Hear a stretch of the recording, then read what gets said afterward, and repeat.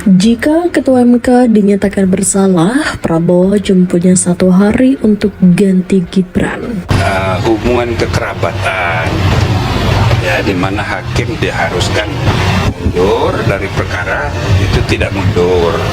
Itu kan banyak tadi, hampir semua pelapor itu mempersoalkan itu. Tinggal besok kita minta tanda tangannya dari beberapa fraksi.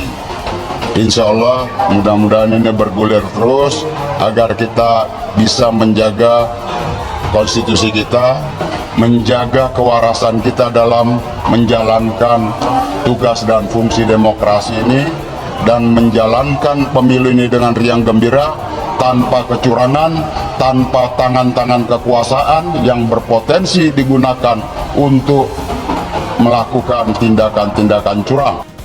Nggak ada dulu gimana udah putusannya dibaca sendiri. Udah baca belum? Putusan sendiri udah. Jabatan milik Allah, Tuhan yang Maha Kuasa. Pak, Ya. kayak tadi berarti intinya ya juga tanggapan Oh, benar keluarga bangsa Indonesia.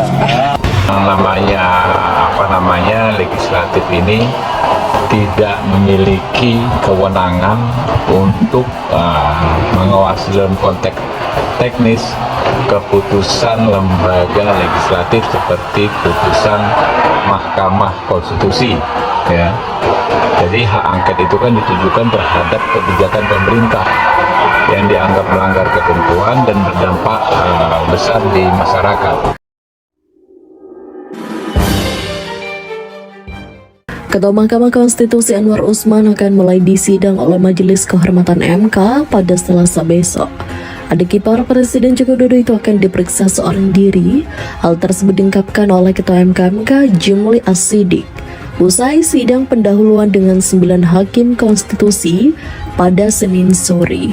Sidang pemeriksaan Anwar Usman akan digelar tertutup sesuai dengan hukum acara yang diatur di dalam Peraturan MK Nomor 2 Tahun 2023 tentang MK.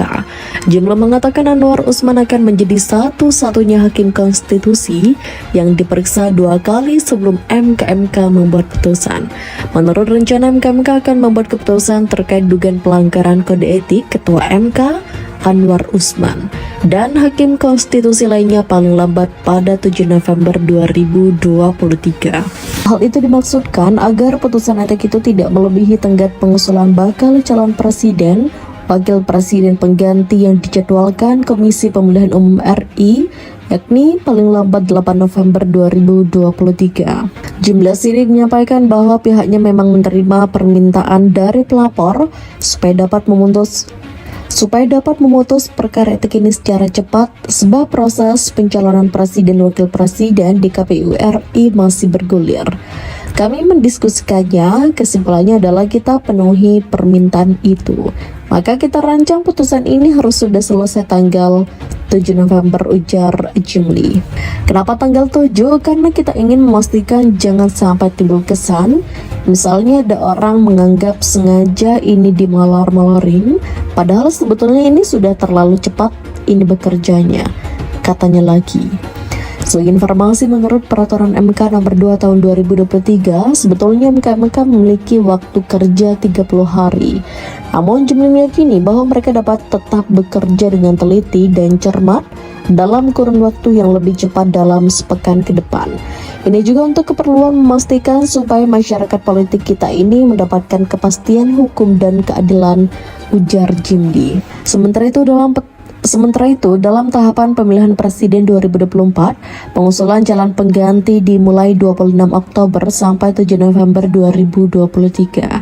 Sebelumnya, Jumli membuka kemungkinan putusan etik ini dapat menggugurkan putusan MK nomor 90/PUU 21/2023 terkait syarat minimum usia calon presiden dan wakil presiden yang dianggap terdapat pelanggaran etik di dalamnya.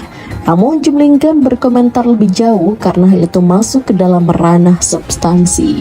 Ia meminta publik menanti putusan etik saja. Untuk diketahui usul agar MK bekerja cepat agar sanggup memutus perkara etik ini sebelum 8 November 2023 disampaikan oleh EKS Wakil Menteri Hukum dan Hak Asasi Manusia Denny Indrayana yang turut menjadi salah satu pelapor. Pasalnya laporan dugaan pelanggaran etik ini berkaitan erat dengan Pilpres 2024 yang akhirnya akan diikuti salah satu calon yang memperoleh kesempatan maju gara-gara putusan MK, yaitu putra Presiden Joko Widodo Gibran Raka Buming Raka. Salah satu yang menjadi perhatian publik dan pertanyaan publik adalah apakah ada gunanya pemeriksaan ini, kata Denny dalam sidang perdana MK. Karena concern kami dengan putusan kasus nomor 90 yang kontroversial itu adalah keterkaitannya dengan pasangan calon di Pilpres 2024 dan waktu terakhir untuk mengajukan penggantiannya adalah 8 November, 10 hari kerja dari sekarang. Ujar pakar hukum tata negara yang berdomisili di Melbourne, Australia itu. Dalam laporannya, Denny meminta agar putusan MK dapat membatalkan putusan MK tersebut seandainya terbukti hakim konstitusi melanggar etik dan pedoman perilaku hakim.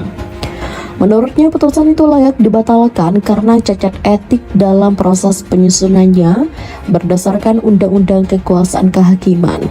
Apabila sebelum 8 November 2023 putusan etik ini membatalkan putusan MK nomor 90/PUU 21/2023, maka nama Gibran masih bisa diganti sesuai tahapan pencalonan Pilpres yang diatur oleh KPU lewat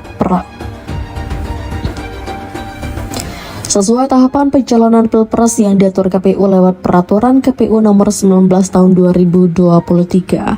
Sebab Gibran jadi tidak memenuhi syarat batas usia minimal bakal capres-cawapres. Mengingat putusan MK yang menyatakan seseorang berusia di bawah 40 tahun maju asalkan sedang atau pernah menjadi kepala daerah atau jabatan lain yang dipilih melalui pemilu. Sebagai informasi, dugaan pelanggaran kode etik hakim konstitusi ini mengemuka setelah MK yang diketuai ipar Presiden Jokowi, Anwar Usman, mengabulkan gugatan terkait syarat usia capres-cawapres pada Senin 16 Oktober 2023 lewat putusan yang kontroversial.